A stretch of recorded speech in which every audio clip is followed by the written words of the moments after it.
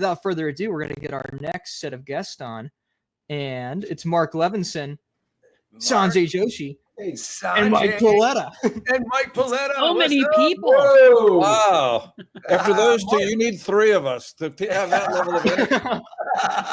Well, Marc made it. And I told you guys yesterday when we were talking that Marc still might make it on. And I'm glad you guys are able to come on here.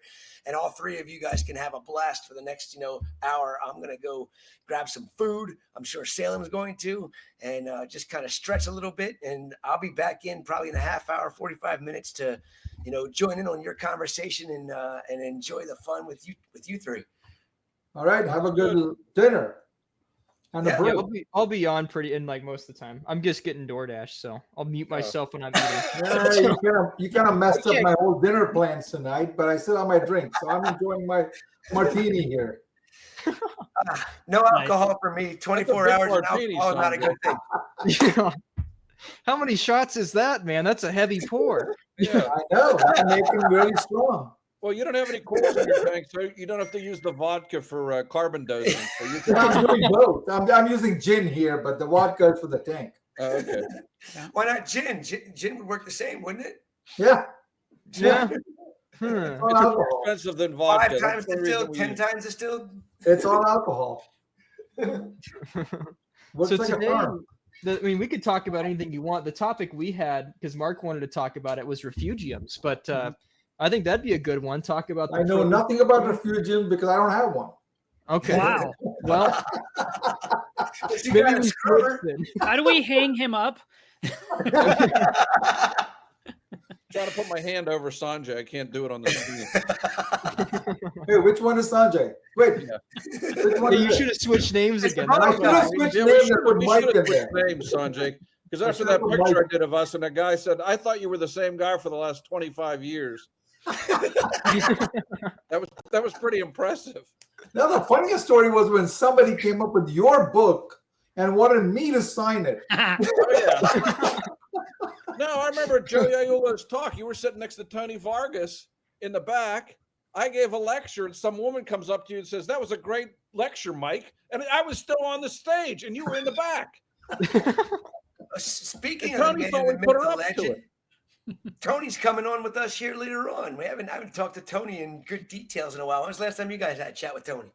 Can you talk to Tony? I mean, he goes so many miles an hour, you can't get a word in. Yeah, he's like me. He's coming on. Get a word in. Yeah. He's coming on with Ryan. Well, he's part of the overnight crew. That overseas peeps. But yeah, it was good that he was going to come on. Is going to come on here and talk about Dubai reefing, which should be fun. But yeah, you guys have known Tony. He's in Qatar. What does he know about Dubai reefing? He's in. He helped set him up. He helped set up one of the shops in Dubai. He is in Qatar, but I think he actually is going to Ayman's place, which has been moved into Dubai. Okay. Yeah. So he's like all over the Middle East right now, I think. We'll get the scoop when he comes on. I can't keep it straight. All right, I'm going to head out for a few. I'll be back. I'll be here now. Okay. All right. Thank you guys so much. Yep. Yeah, I'm just waiting for those two to leave so we can actually start the live stream.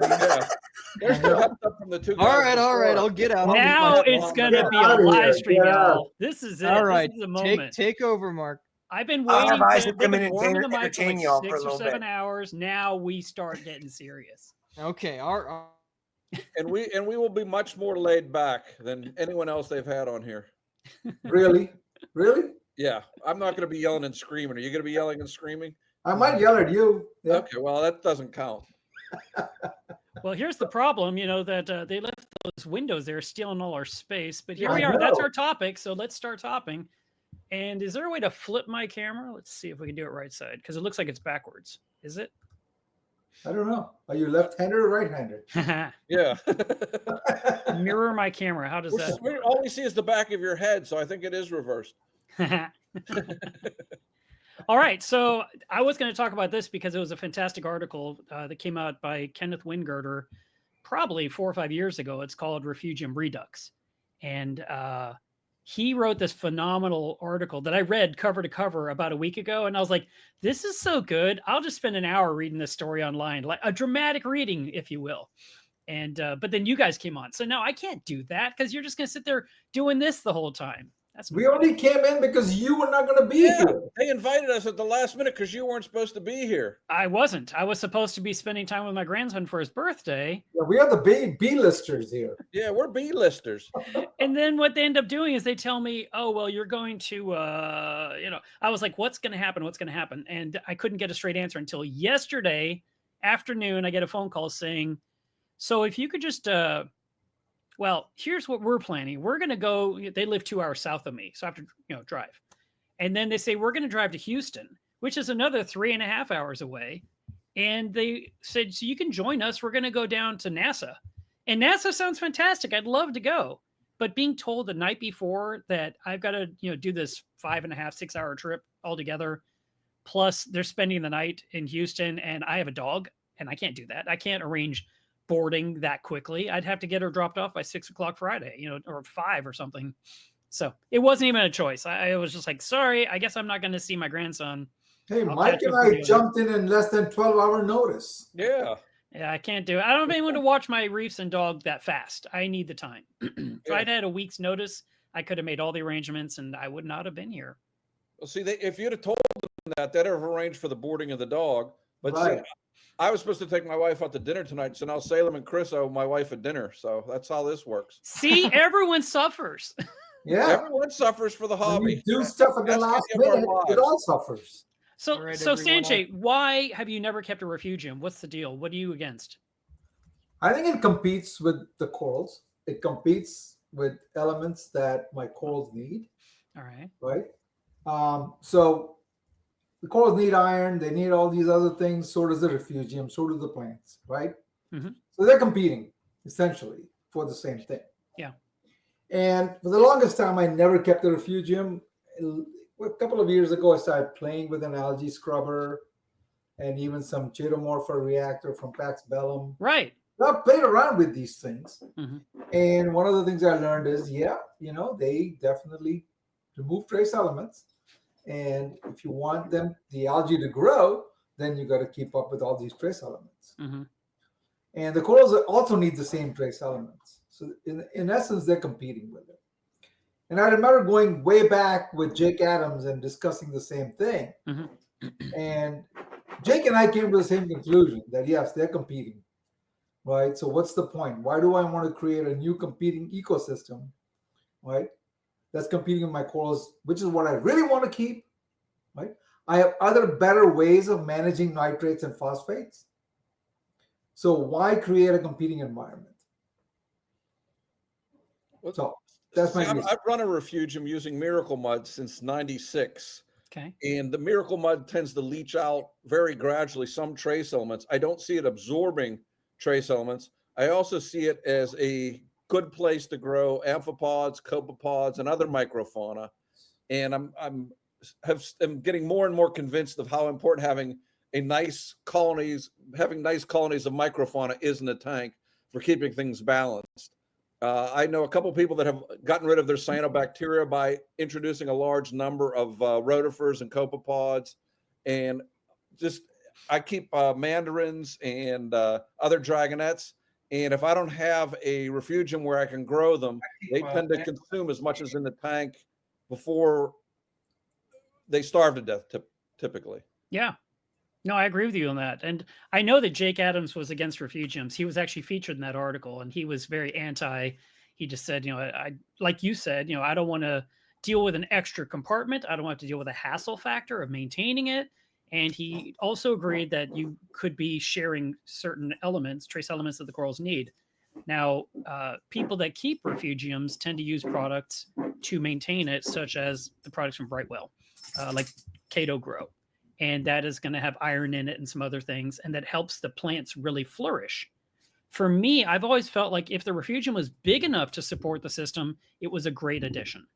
Because I feel like a little tiny compartment or a little basket in the corner, it's not going to do anything beneficial. It's just something curious and interesting to look at.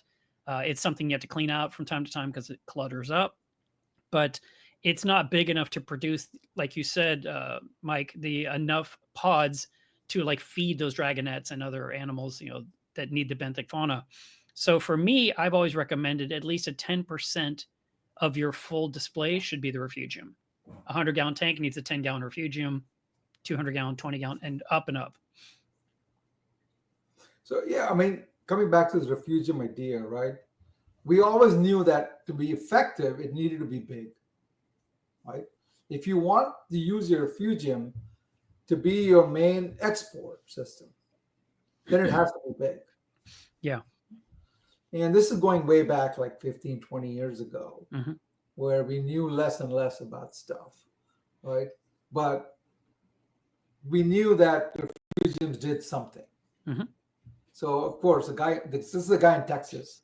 You know how these guys in Texas are. Big is always better. So he set up this huge refugium. It wasn't even a refugium. It was bigger than his tank. Wow. And he filled it with Chaeto. Yeah.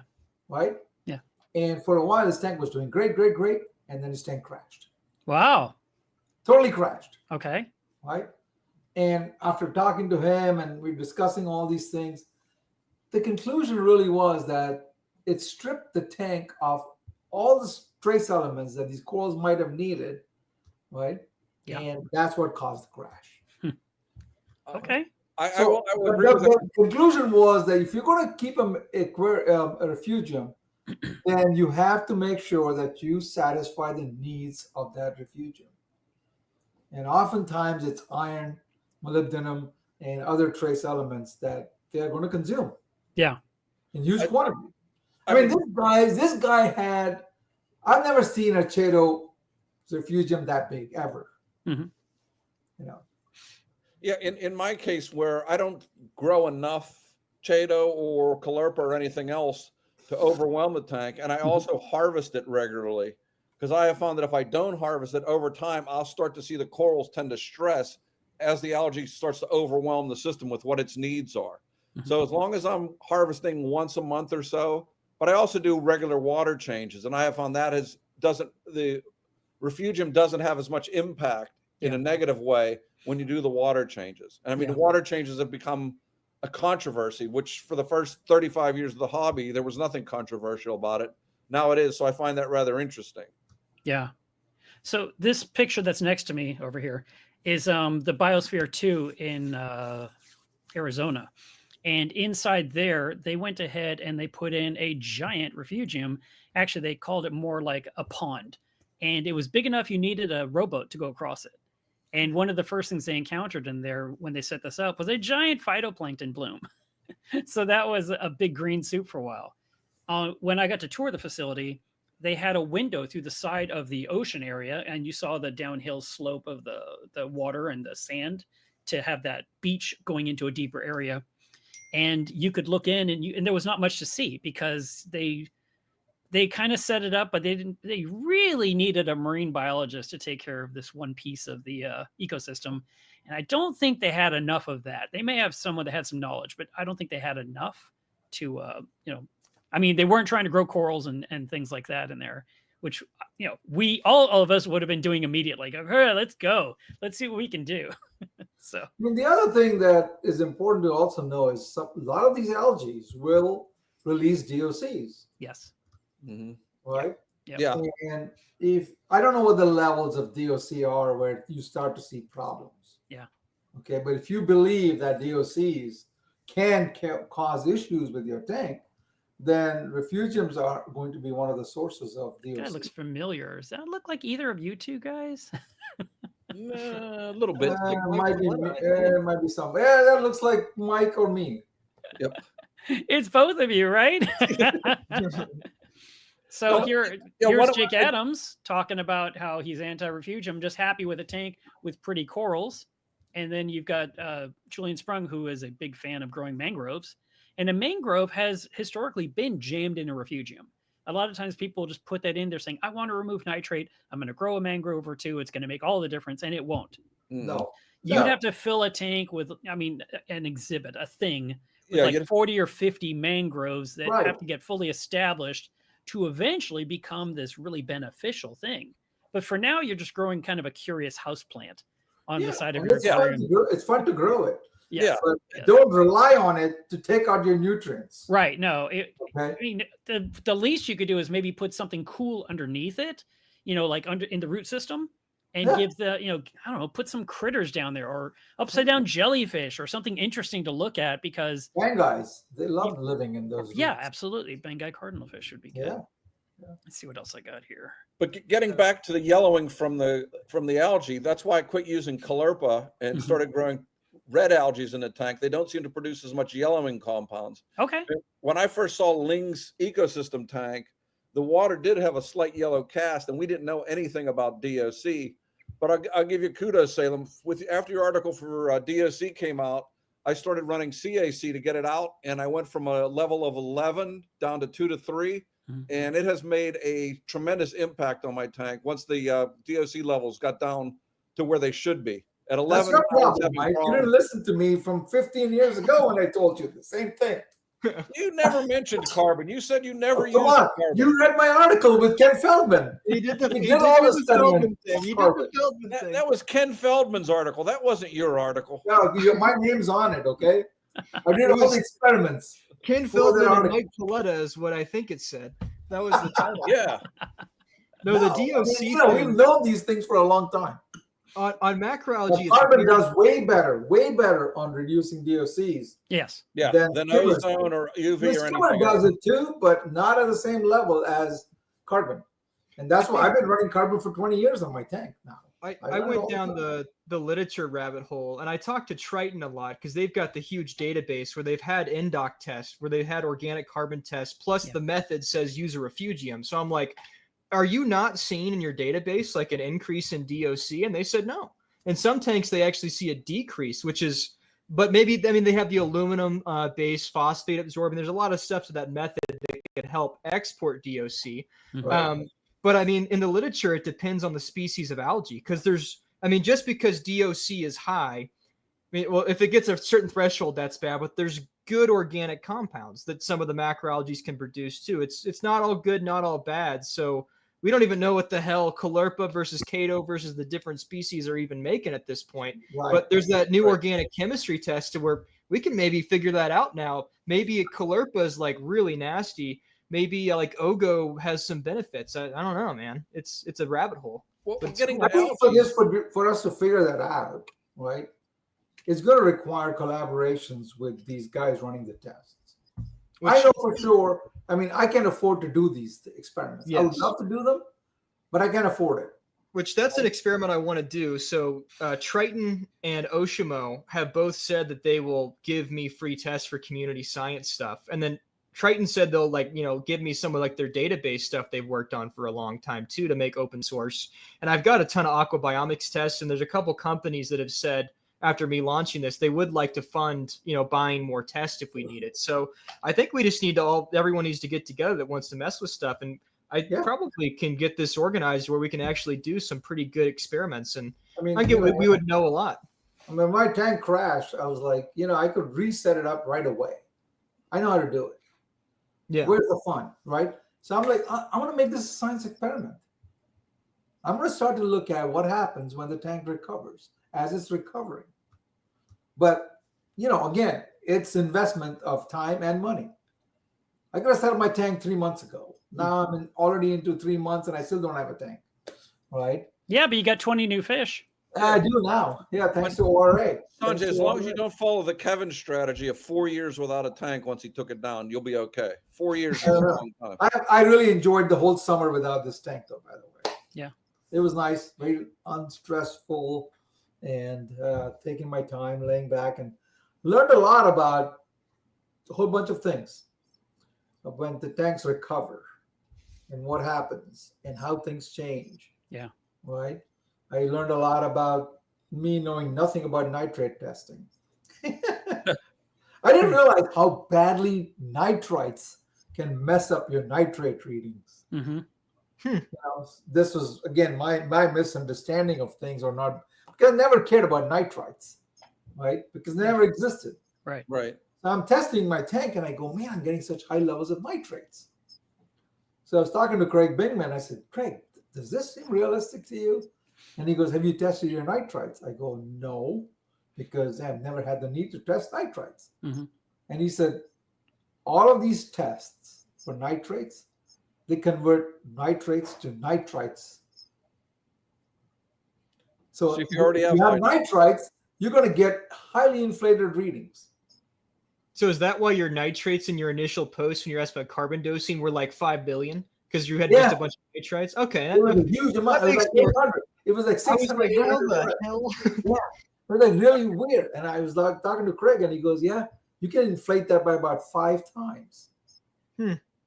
So that's why I said, okay, I'll just wait a little longer, let the nitrites run out completely into inverted nitrates.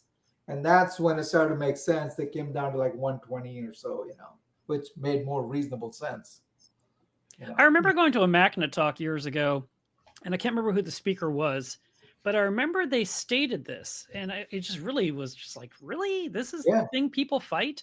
But they said that there was like a huge debate in the scientific community about proper nitrate testing, and that you just can't get that number right. And I was like, what? It's like the cheapest, simplest test kit ever.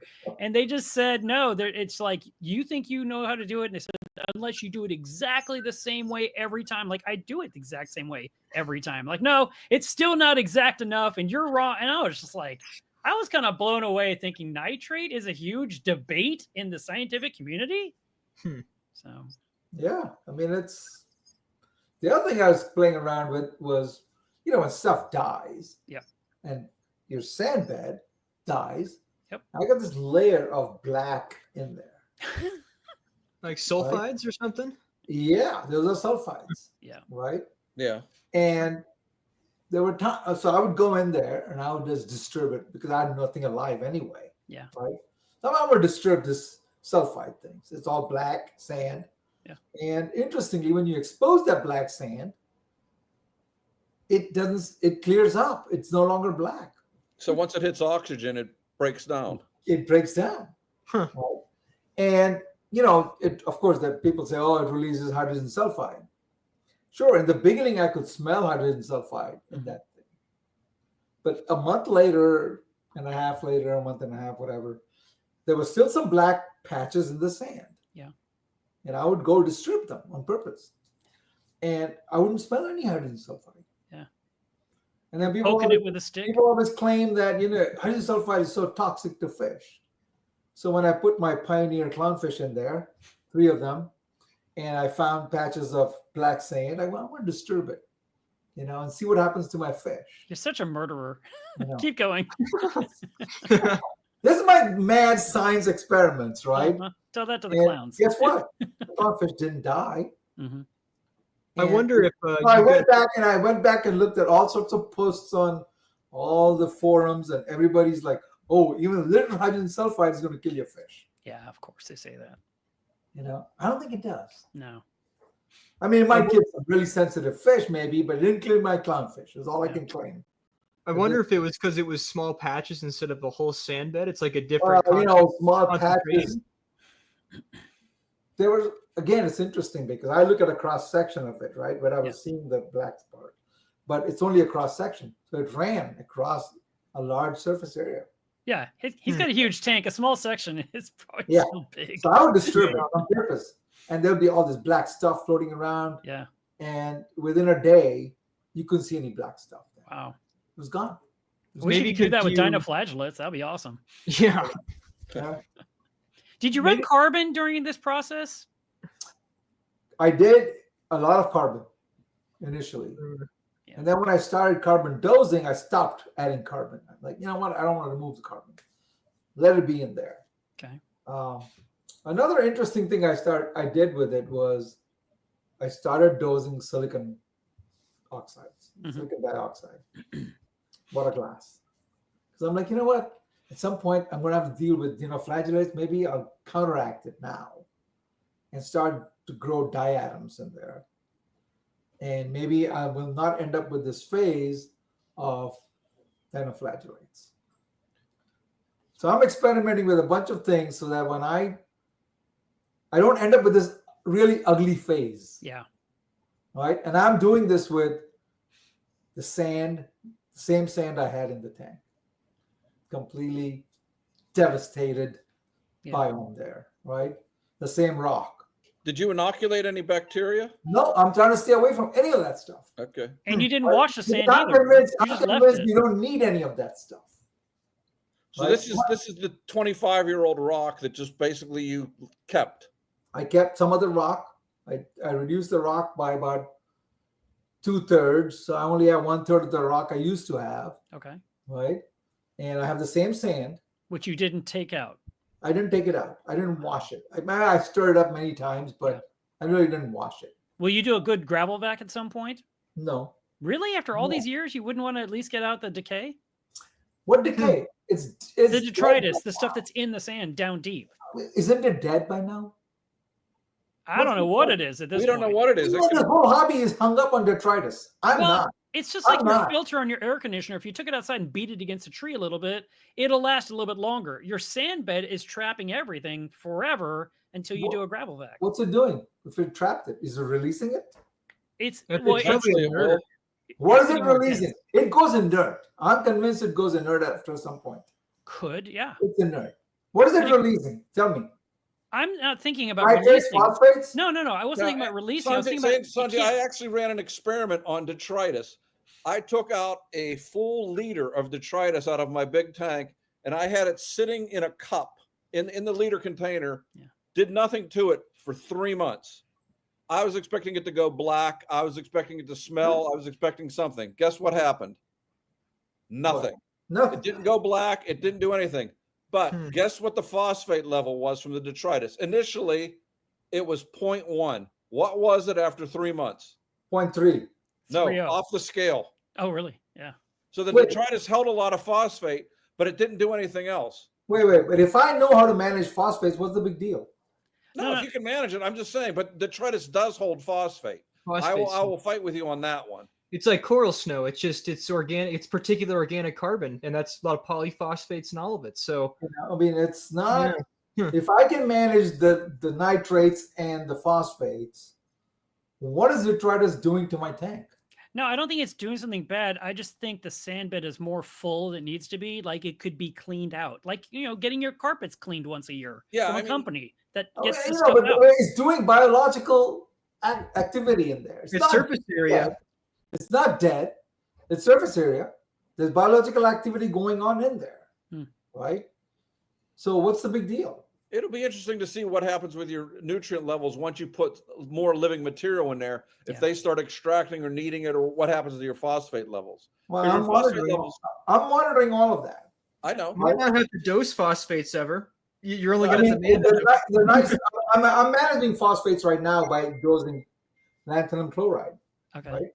Because the phosphate levels at one point were like at 0.3. Oh no, Yeah. they're even more than that. So right? you're precipitating it out. Yeah, So it's still in there, but it's precipitate, and it's Right. usually an inert precipitate. right. Okay. So right now, I mean, I posted my results a few days ago. The phosphates are at 0.06, and the nitrates are like 12.4. Right. Okay. So technically, you would look at it and say, "Oh, tank's ready for corals," but Yeah. I'm still not convinced because I want to see what the biome looks like. Yeah. Yeah. I Yeah. wonder Why if not? you got a And bunch of Eli has been really good about saying, "Okay, we're going to time series this whole thing, right? Yeah. We're going to look at it every month or every 6 weeks, right, and Right. see how the biome is changing." Mhm. And that's the whole reason. I'm not adding any external bacteria to this whole system. I wonder if you you start got adding corals to the tank, then you're going to be change the biome theoretically. Yeah. I'm not adding any corals yet. I just added fish. No, you said you're not going to add any until the end of August when you get back. So Yeah. we got another 6 weeks, and then that's when I think you'll start to see changes. Well, that's what we want to keep track of, right? I think you could have a really big population of sulfide reducing bacteria. Maybe initially stirring that stuff up, you had just enough hydrogen sulfide to where all those rare kind of taxa bloomed, and then you stirred it up again and they just broke it down to where that's why there's no toxicity. Yeah. You created like a hydrogen sulfide soup for a while, probably. Maybe. I mean, it was bad for a while. Yeah, because you Yeah. said the smell eventually went away. I mean, that could have been from carbon, or maybe just something grew to eat it. I don't know. Who knows? I don't know. I have no answers to those level of questions where I can't see things. Yeah. Right? Well, this And gets back to I'm blind beyond a certain micron size. this gets back to a hypothesis that was in an earlier talk, that good tanks have a certain smell, bad tanks have a certain smell, and every tanks have a different smell. They said at one of these meetings, we should all bring a bottle of our tank and have someone smell it and see who could have a healthy tank, who has a bad tank. It'll change. We've all smelled dead acropora, and there's nothing as bad as that. And you can No, smell Wait. That's not true. Smell Dead, death. dead anemone. I know. You ever Way smell worse. death like I have smelled? Yeah. Yeah, Sanjay's tank. He beats Sanjay's all. tank, you should have bottled that and brought that with you. Yeah. Does I mean, this my work? tank's in the basement, and my bedroom is 2 stories above the basement, and I could smell death Oh, I believe it. in my house for 4-5 days. It wouldn't go away. Yeah. Luckily, my wife air wasn't at carbon. home, and I'm still married now, so that's good. That's why you run the carbon, to get rid of the horrible That's why smell. you run a carbon, Sanjay, to get the smell out of the dry carbon. Yeah. HEPA filters. That too, yeah. Well, So I have a question getting back to algae, because one of the things I've been found some literature on is the role of strontium and coralline algae as a potential competitor with corals. So I've always tried to have a fair amount of coralline algae growing in the tank, so I've kept my strontium level relatively high. Yeah. But after reading this, I'm debating whether I should reduce my strontium levels to try and reduce the amount of coralline algae, because that seems to be a competitor for some of these corals. What do you guys think of that? I would never do Coralline that. algae, what's wrong with coralline algae? That was what this article showed, is that coralline algae may be competitive with some stony corals. Yeah. For the same nutrients and the same thing. Most Rather of the than- tanks I've kept, there goes a phase where the coralline algae grows really well, and there comes a point where it stagnates. It stagnates. I never had to scrape coralline off my front glass. But there's a certain point in the whole cycle where you have to scrape it off the front glass. Yep. It kind of stops growing after a while, right? So something happens to the environment in there where the coralline doesn't want to grow anymore, or it'll grow and really slow, but not at the rate it was growing before. So is it that the coralline algae needs different levels of trace elements, right? And what are those trace elements? And if you're into breeding corals and you want to create these discs with lots of coralline algae that the coral planula would sit on, then you really want to answer that question. How do I get these good corallines to grow? Right? There's good corallines for the larvae to settle, and there's bad corallines where they will not settle. Right? So there's a whole lot about coralline algae that we don't even know. Yeah. We just lump it into one thing. It's purple algae, we all go, that's it. Like Zooxanthellae, we all lumped it into one thing. No, there's different clans of these things. So here's the thing. Coralline algae, if it was growing in abundance, like too much, like everywhere, all over the walls, all over the front, all over the back, in the plumbing, everywhere, causing obstruction, it's definitely going to steal some of what the corals need, because it's utilizing it like crazy. But if you're keeping it contained to the rockwork, for example, and you're scraping the back of your tank so it's black and beautiful, and you're making sure it's not getting on the teeth of the overflow boxes and all that kind of stuff, to where you've limited how much is in there, then I don't feel like it's going to be to the mass that it could be to steal from the corals. It will grow to a certain extent. Your corals will then overgrow all of that coralline that's on the rocks, and soon you won't even see your rockwork at all. And that coralline will either fade or even die off underneath because it's in total shade. You know, I've had plenty of tanks, like grow out ones, where I'll start getting a coralline bloom, and my alg consumption just goes through the roof. So I think from an economical perspective, if you're a hobbyist on a budget and you're doing really well, it can certainly increase that cost. But I think that a lot of the literature that I've read shows that coralline will occur when there's that really healthy phase shift. So bad, high DOC, messed up microbiome, hair algae. Good, you've got coralline, clean water, pelagibacter, and the plankton in the water. And there's like a probiotic effect that a lot of it has. It helps coral settlement and stuff. I think Bob just said that. I think it's also Rich had a good point of which species of coralline algae, because there might be some that are even inhibitory towards corals, or they produce stuff and directly compete with them. But at least a lot that I've seen is they can be good. So yeah, I think maybe having something like urchin species that eat excess coralline, if you've got this bloom, A lot of them do. If you have urchins, they'll scrape right through the coral and algae, and you see it. You see their track through the coral and algae. So that solves the, it taking up excess trace elements in alk, is you limit that you hit the carrying capacity by having a predator in there, maybe. So maybe urchins have a role. Which goes back to the refugium question. Mm-hmm. The refugium has the same problem. See, I don't think it does. And I could be wrong, but my reef tank, which is a mixed reef, with things down on the sand bed all the way up to the surface of the water, I have abundant coral growth, and I always have a healthy refugium. And I've been growing the same species of caulerpa, feather caulerpa, now since probably 03. It's the one that doesn't die. And I only run lights 9 hours a day. So I'm not even doing that 24-hour day thing to avoid it going sexual. And I will add, I've had zero luck growing Chetomorpha ever. And I didn't even learn until 2 years ago when I think it was Tia Davis gave her presentation where she said there's different Chetomorphas, and I didn't even know that. Yep. And she said there are bad ones, there are good ones. I was like, did I buy every bad one there ever was? Because I put it in, and within a few weeks it just withered away, and I was like, that didn't work. And I didn't put in things from Brightwell to go ahead and make it grow better. I didn't try that at the time. Right. Now, I have a question for you, Sanjay. Seeing how little rock you are now having in the tank, is your goal to have like a few huge colonies and just grow and fill in like Richard Harker did, or what's the plan? The plan is going to be something that may or may not work. That's this whole hobby, Sanjay. That's not really clarifying. Here's again, if I want to set up the same tank I had, I can do it really easily. Right. But what's the fun in that? I've done that for 30 years. Right. So I'm decided now I'm going to go after challenging stuff. And I really love all these deep water corals, with fewer polyps. So I figured if I'm going to redo this tank, I might as well take up that challenge and see if I can be successful with some of these deep water things.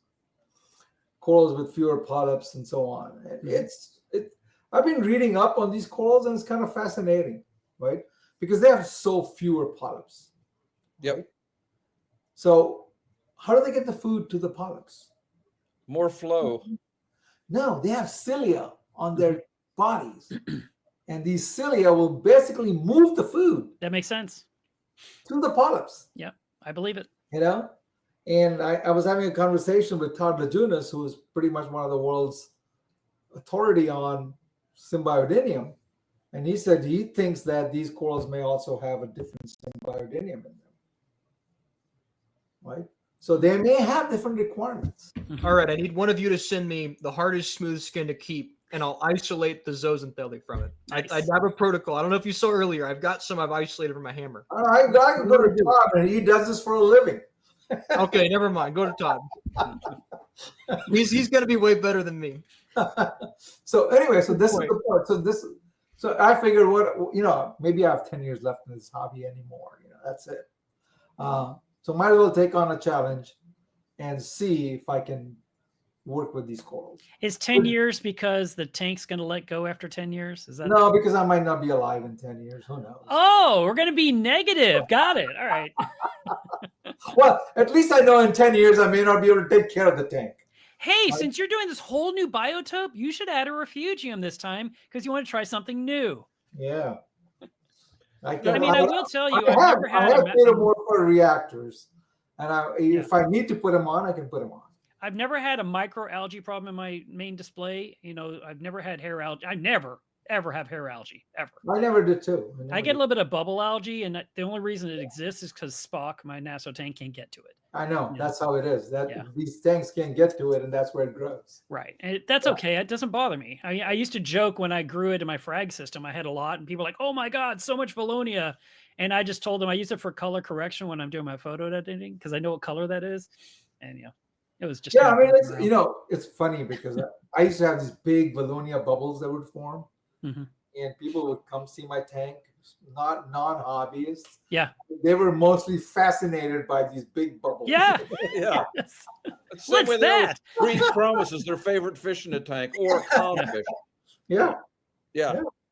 Now, Sanjay, I have to admit this. this has been one of the best calls I've ever had with you, because you finally admitted you're coming over to the dark side with me, where you're going to start doing experiments like I do. I appreciate that. No. I don't do. I don't. Yeah. I do very controlled experiments. Mine are controlled. Mine aren't out of control. There's just too many of them. Too many at the same time. Too many at the same time. Doesn't work. Speaking of experiments, Mike, are you still doing the ammonia dosing? Yes. Ammonium dosing? Ammonia. Yeah. Ammonium bicarbonate from Amazon. And how's that going? It has been working very well. And then adding the CAC carbon on, the two have made a significant impact on the tank. I mean, the colors are popping, the growth has gotten better. Nice. Things that hadn't grown anywhere in 6 or 9 months have suddenly started encrusting. I'm seeing a big change.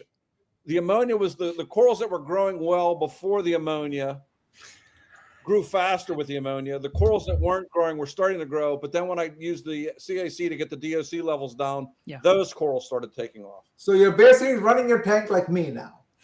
Pretty much. Except his is alive. Yes. I remember you telling my daughter, my tank will never be like yours. Well, yours will never be like mine now. So it will be someday. 10 years. You got 10 years to catch me. I will. Me 20 to get you. So we're square. I got people like Chris Meckley who are going to supply me with cool stuff. Damn right. It's all about the Reefer's Code there, brother. I mean, that's what I'm loving about it. Sanjay and I have lived the Reefer's Code our entire career. 30 years now, more. 30 I know years you guys have, and that's something that we got to bring back to the hobby, and Jake and I tried. I know I've been doing it with Sanjay. Mike, we got to start doing it more. Same with Mark. You just got to find the right people. That's all it is. That's all it care is. about. The way I look at it, it's all about the story, the lineage, banking that coral in somebody else's tank so that we have it for the future. I mean, I could lose everything, I don't care about it. All I go is I look at the coral and I go, I got this from Mike, when we went on this trip, and that's the connection. It doesn't go beyond that, right? It's like, but that's lineage to me. It's the stories that go with my corals. All the corals I had literally had stories with every single coral. It's my daughter's been working for us since the beginning of the summer, and she came to me and she's like, Dad, I want to do what you've been talking about doing for years. I want to know the story behind all of the corals you have on the farm. And she's asking me questions. Actually, I work with my earbuds and she's in the office typing up the names, typing up the story about these corals. And she goes, Dad, how do you remember all of this? She's like, we're on like the 75th coral, and everything about that coral when you put it on the farm. You don't know the exact date, but you know the year you put it on the farm. You know why you put it on the farm, and these stories are amazing. And then she's taking and using her creative writing skills and putting that story together. And just the other day, she did this whole thing. We had this thing we launched a couple of years ago called the Royal Court of Para-Ancoras. And it started because these guys from the UK, Paul Hughes is coming on here, wee hours of the morning. But he was there, and I called this one hammer coral the Prince of Darkness because it's a black.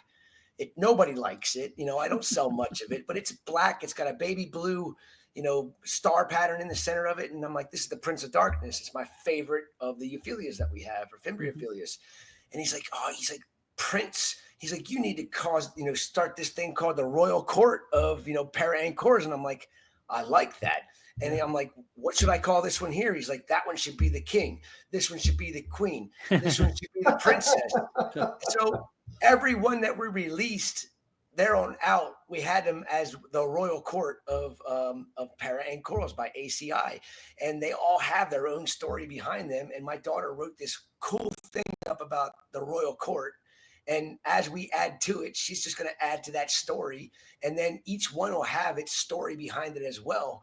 Which is, I don't know, for me, that means something to the animal itself. It gives it recognition. It gives it meaning for the name. And yeah, Sanjay, I get what you're saying. If you like it, you collected it, you guys have the story behind it, but that's lineage when you break it down, because you guys know the story behind that coral, and that needs to be broadcast to everybody, because it's not just a coral with a name on it. It's got history. It's got something there. And I think it's been a Right, lost but thing since what this. you can't forget is for everybody, each coral has some personal history. Yeah. Unless you just bought it off the website, right? If you got it from somebody, you got it from your friend. Yeah. Right. And whatever, I went to Belgium and saw this coral, beautiful purple Cellophora.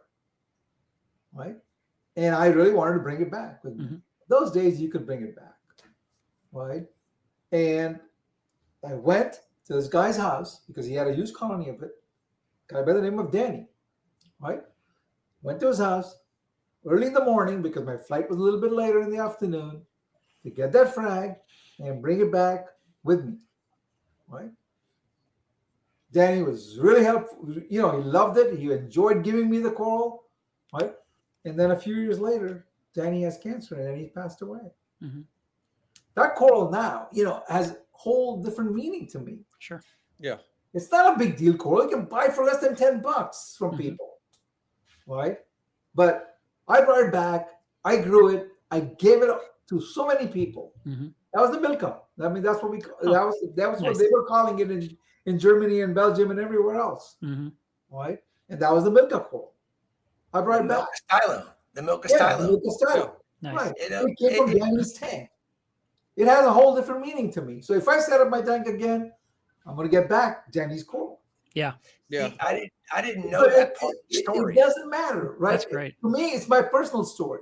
Yeah. Right. I have corals in my tank. I had corals in my tank. John I have Capolino. some. I mean, I got them with John Capolino, and John Capolino collected those corals. Right. Right. So to me, the history is not way beyond lineage and goes back to Tyree or whoever. Right. No, to me, the story is with me and my friends. Right? Yeah, I mean, you and I And don't that matters a remember the name. lot to me, right? I go to Mike's house all the time. Mike and I have been trading corals for over 30 years. And every coral that I give Mike, he comes back and he goes, I want that one. I go, Mike, you get that to you. It doesn't look the same in my tank. Right? They always look different in our tanks always because look we run them differently. Yeah. Right. So, Yeah, what it's part of, it's not about the coral, it's about the personal relationships Yeah. that get developed through corals. To me, See- that's the hobby. That's the most valuable part of the hobby to me. So what I take away from this is that you're just a bunch of sentimental reefers. Hey, we're old sentimental. No, I mean, Yeah, Sanjay and I laugh literally. about this. You could all put the- it that way. You could Yeah. put it that way. Yeah. Sanjay and I laugh about this all the time. We don't remember the names of most of the corals we have. The ones that we remember the names of are the ones we've traded with each other or have a story with them. Exactly. Right. If it's some guy brings in a wild call and he frags it and sells us a piece, and he calls it, Rainbow Universe or whatever, we don't remember it. But we remember this little green frag that we got because Sanjay gave it to me, or Kevin, or Jack. We Or went on a whoever. road trip. We went on a road trip in New Jersey. Yep. And this guy, we went to visit his tank and he had this coral. And he was very happy to give it to us, Yep. right? Yeah. And yeah. So those are the kind of stories that we remember. Yeah. Yeah, I mean, before Salem was born, when we used to go out and give Yeah. talks, I know.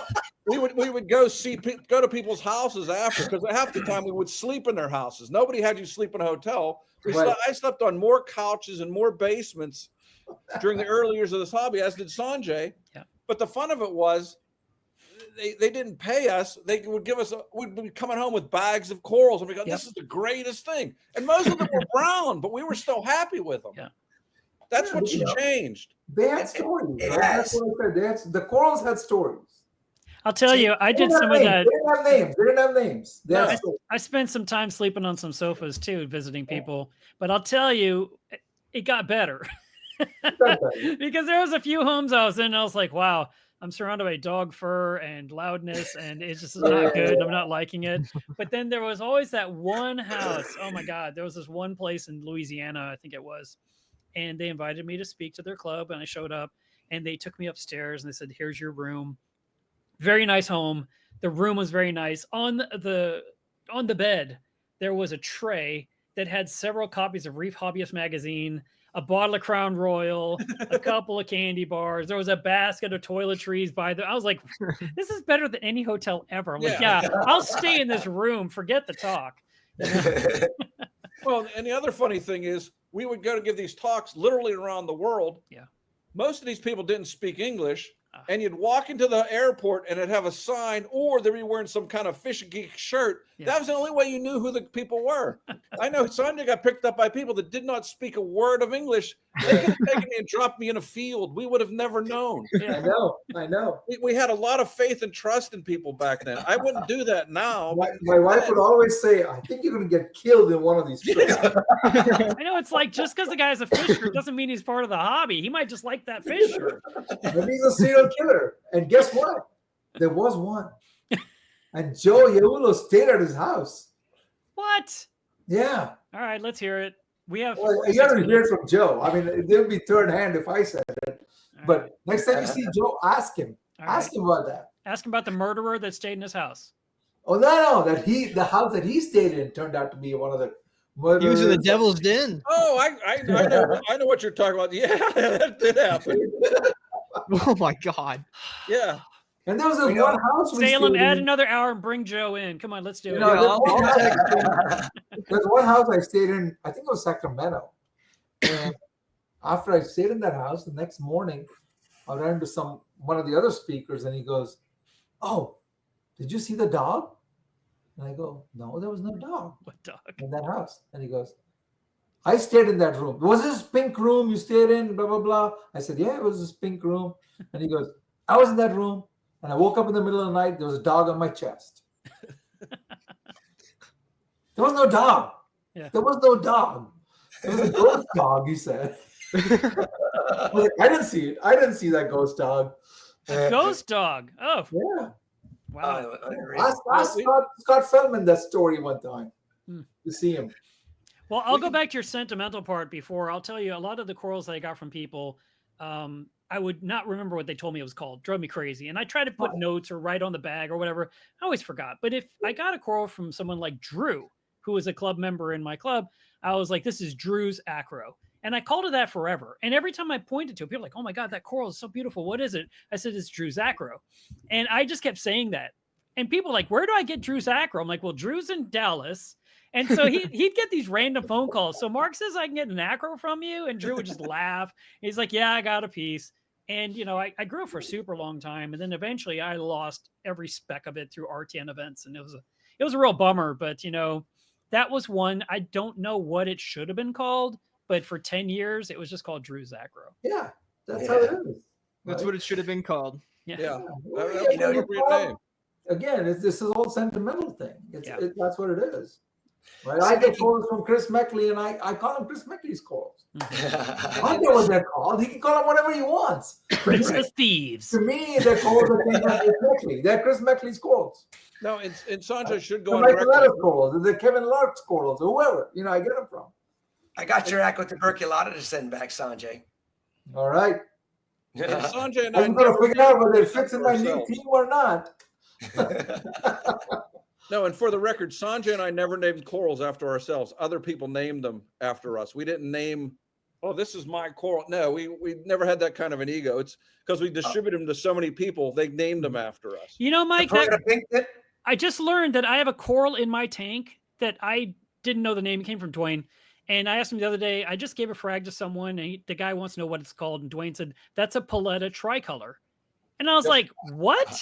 And he's like, "That's it." I'm like, "There's no way. I've had this coral in my tank for 4 years, and I'm just now being told it's Paletta." Yeah. I'm like, "I know Mike Paletta. There's no." And he goes, "That's what it is." I'm like, that's what it is. "No, you're talking about the wrong coral." And he's like, "No, it's the one that's mostly green with purple on the tip." And I'm like, "Yeah." And he's like, I'm like, "How did I not know this?" Now you can sell it for $5 a frag. Yeah. A true Valita.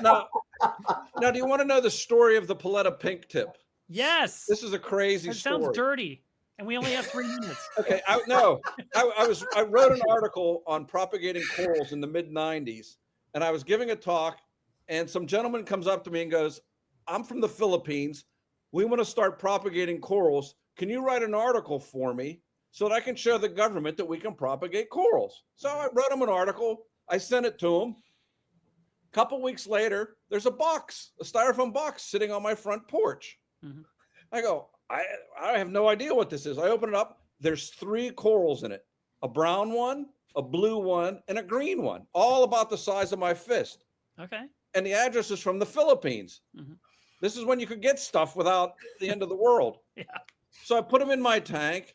The blue one obviously died like the next day, as blue corals typically did back then. The brown one was a nothing, but the green one was this weird coral that just kept encrusting and encrusting and encrusting, and it never grew for like a year. Yeah. Then all of a sudden, this is now running under 400-watt metal halides. All of a sudden, it took off. And when it started to take off, the tips would get to be 1 inch, 2 inches, and they were bright, vivid pink. Wow. They never get that pink under LEDs, but under halides, they'll get that pink. Huh. I didn't know that story. I gave a piece of it to Leroy Headley. And Leroy, bless his soul, he's gone from us, but Leroy never killed a coral. He would grow coral from one polyp. He was meticulous. Yeah. So he grew this coral out at his farm in Idaho for like 3 or 4 years. He started distributing it, and people go, "What is it?" He goes, "Oh, that's Paletta's pink tip." That's how it got the name. It is the only coral I know of from the Philippines that has been here for almost 30 years. For people like Salem who kind of, are just kids. See, that's the stories that I love. Garf, Leroy ran Garf. Yeah. Mhm. Yes. That Garf bonsai. Yeah. Yeah, I posted Leroy. about Garf Grunge 2 days ago. Yeah. Yeah, There you go. Garf We need to Grunge, bring which it back.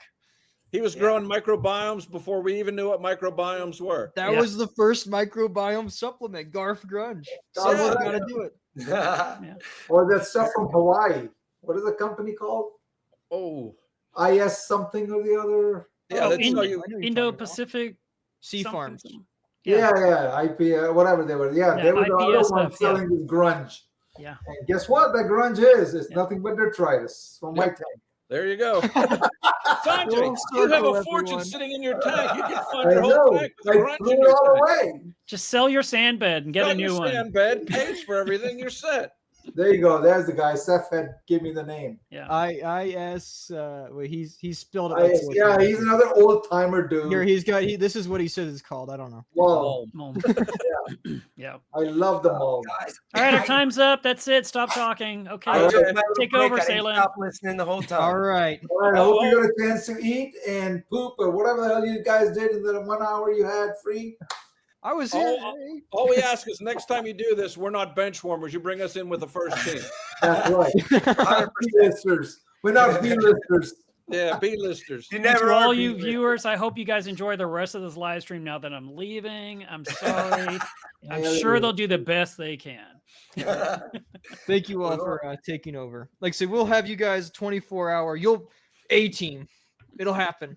I also have weird corals to send you all. I have a lot of weird stuff. That's so what I'm looking for. That's we'll what do we're the looking research for. code. I've got Yeah. Astrologyra coming in this week. Nice. Yeah. So I'm I got got a some bunch of weird stuff. Darius coming in a couple of weeks too. I got it already, Chris. You want to Yeah, play that game? You have Jake's. I got I a do, yeah, I'm cheating. I don't 15-year-old have my own. Murielina from the Solomons that has the green and the pink that you never Oh. see now. I didn't know there was pink. you got- one. Yeah, I want that. Oh yeah, there's a really cool one comes out of Solomon, and I actually asked Tim Kelly when I was on the phone the other day with him. I said, "You need to find me some of that Marilina that's pink and green." Yeah, He's I like, want "I that. see it all the time." He's like, "Why do you want that?" I'm like, "I want one piece for me. That's it." Don't Why send me do you 20. want that? What's wrong with you? Because I'm a geek and I love corals of all shapes and sizes. I Yeah. don't care what Yeah. color they are. I just want it because it's badass. I just can't believe he said, "Why would you want that?" Like, why would I want any of the corals in the ocean?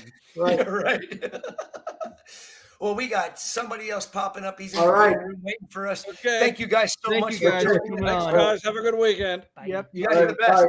Bye. Bye. Bye. Well, that was a good one. We learned about the origins of the Paletta pink tip and so much more. Milka. Very insightful. The See- Milka see- stylo. I never knew that. Jake didn't fill me in with that part of the Milka Stylo story. He only filled me in with part of it. I knew it was in captivity for a long time. I knew it came from the Red Sea, but I didn't know that Sanjay brought it from Europe. Yeah, is that's like- crazy. I don't think Isabel's written up that part or the style for it yet. So I guarantee you, I'm going to be calling Sanjay and getting that full scoop, so that way we can get the real story. to Yeah, add in to- honor of Danny, everyone has to now call it Danny's Milka Stylo. We now know Danny's it came Milka from Stylo. someone. That's what we're calling it. It's rebrand now. So Danny's Milka Stylo.